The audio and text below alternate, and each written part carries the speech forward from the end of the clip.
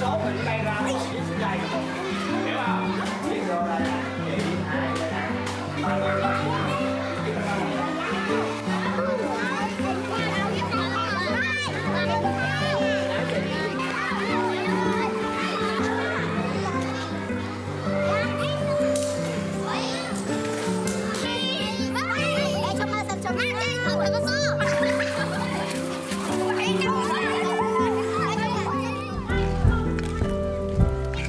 Chào mọi người, đây là bánh Duyên đã chuẩn bị vào ngày hôm qua. Thì hôm nay nhóm Khối Lam Chèo sẽ đến đây để tổ chức trung thu cho các em nhỏ chạy từ tiểu học Văn Giáo.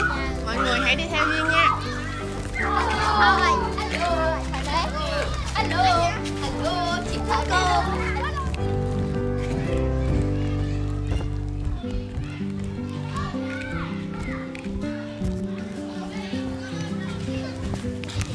Chào cô ơi, bữa nay tụi em có đem bánh trung thu với lồng đèn để tổ chức trung thu cho tụi nhỏ á. Thì tụi em xin phép được tổ chức tối nay ở đây nha. Dạ, chị mời chị vào lớp bên đây, lớp Dạ. 2G với 2E chị. Dạ, cảm ơn cô.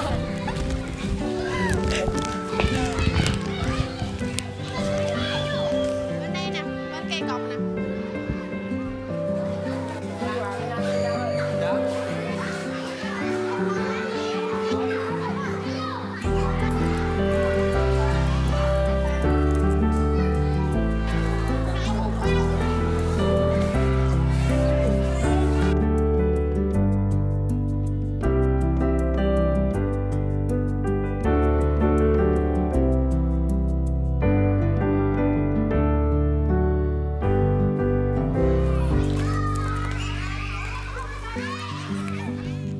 Rồi, bây giờ thì hôm nay cô sẽ tổ chức Tết Trung Thu cho các con, chịu không?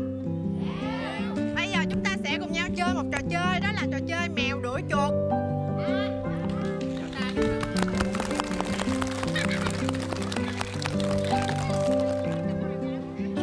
Mèo đuổi chuột, mèo bị bắt, con chuột bị bắt xong, chuột ra đây, đứng đây.